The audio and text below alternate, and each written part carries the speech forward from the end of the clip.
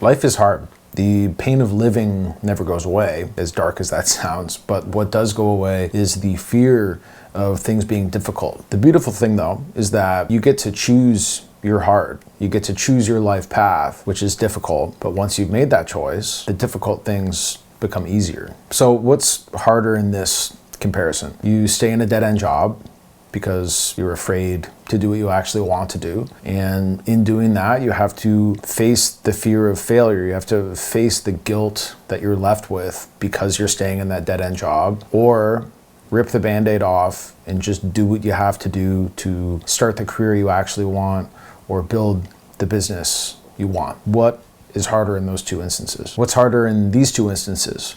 Remaining in a relationship that's clearly going nowhere, or removing yourself from the situation and starting over by yourself. Regardless of what you choose to do with your time, life is unfortunately suffering. And the bottom line is that most of us want the thing that we don't have. It's simply cause and effect. If you eat the chicken for supper, you don't get to have the steak. But where things start to really turn around for us is when we realize that we can have it all. We can have a balanced and fulfilling life. You can have whatever you want. And the way you get that is by following one simple rule, which is to not people please. If you take the time to peel back the layers and start looking at the truth of your life up to this point, you will realize that every time you asked somebody for their opinion or for some advice in terms of an important decision that you had to make, and you followed what that person suggested you did, it ultimately led to you feeling empty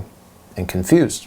It amassed to nothing. Now, on the contrary, when you get a gut instinct, some sort of universal wisdom that comes out of nowhere, that really speaks to you and resonates with you, and you trusted that, when you do that, you're given everything that you ever wanted. It works out for you in the end, because you followed your instincts, you trusted your gut. Usually these ideas or these thoughts that come to you come in the form of loose concepts that would sound crazy to somebody if you brought them up to them. So something like starting your own painting business, or moving to Ecuador, or going back to school to be a lawyer. The specificity of the decision doesn't matter. What does matter is that you were given some sort of divine message that you need to do something, and you are the only person who possesses the cipher to decode the message that you've been given. Now, the bad news is that for a long time now, you've been making a series of really poor decisions. The good news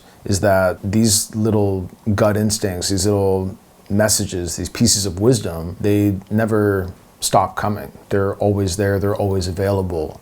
You just need to be able to tap into it so you can receive this divine wisdom that's going to give you the right direction to take in your life and allow you to make the right decisions. All that's happened is you've lost touch with that inner voice, and you've gotten into the habit of seeking counsel from other people and making decisions based on what they think you should be doing with your time. So I want to give you 3 things that you can do to sort of reopen this conversation that you can be having with, the universe or God or the divine spirit. These messages that can be given to you in terms of what you want to spend your time doing can come more frequently, and they can be more potent if you do these 3 things. So number 1, read books.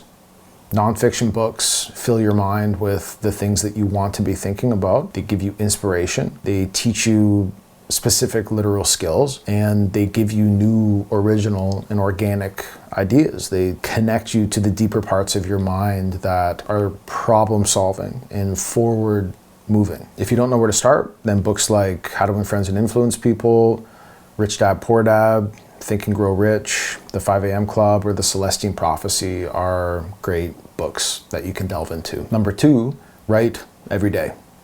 Writing down your thoughts physically in a notebook with a pen is the only way that you can cycle through all of the thoughts that are happening in your mind every day. You need to be able to release the things that you're thinking about and put them into the physical world, get them out of your head. So in writing, you really learn more about who you are, in the same way as we might hang out with somebody, have a conversation with them, and gauge our reactions to the things they're saying against their reactions to the things that we're saying.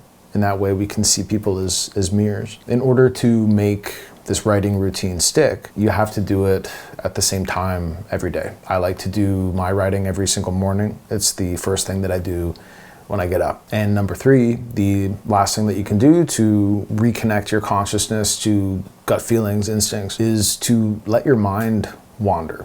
So do things that give you the potential of becoming a little bit bored. Don't look for quick fix hits of dopamine or distractions from the reality that you've created for yourself. Take your dog for a walk in the forest and leave your phone at home, or take up some kind of pastime like golf or kayaking or tennis. Some of the greatest thinkers of the 20th century, they didn't have all these distractions that we have today. They did their work and they absorbed the information that they absorbed from books and films and conversations. And because they lived this way, they were able to let their minds wander.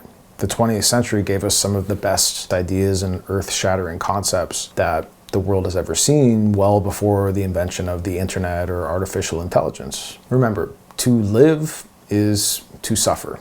Everything is hard. Life is difficult. It is challenging. It's difficult to pick a lane and start a business and give yourself to that business and put everything that you have into it.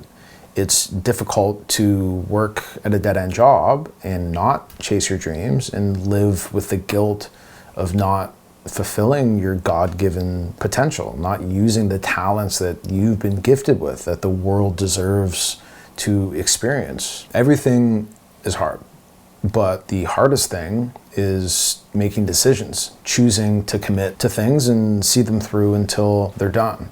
And the funny thing is, once you've made a choice and you've affirmed and reaffirmed that this is what I am doing and I don't have to explain it to anybody, it's just what I'm doing, the hard things actually get a lot easier, because then you're able to remind yourself of the alternative. You are building a business, or you're chasing a career, going to school to be a lawyer, you're doing anything that is important to you, and it's hard. But you can look back at when you were working at the Walmart, or when you were working for a campground, cleaning out the garbages, or any combination of jobs that you had that were just paying the bills. You can be in your present state, chasing what is important to you, and reflecting back on where you were a year or two ago when you were doing stuff that you didn't like doing and how hard that was. And that's perspective, right? You have the perspective of knowing that what you're doing right now is hard, but it's not as hard as doing that crappy thing that you used to do. I hope this helps paint some new perspectives when you're trying to sort out what you want to do with your time that you have here. I hope you consider subscribing. Thanks very much for watching the video today, and I will see you in the next one.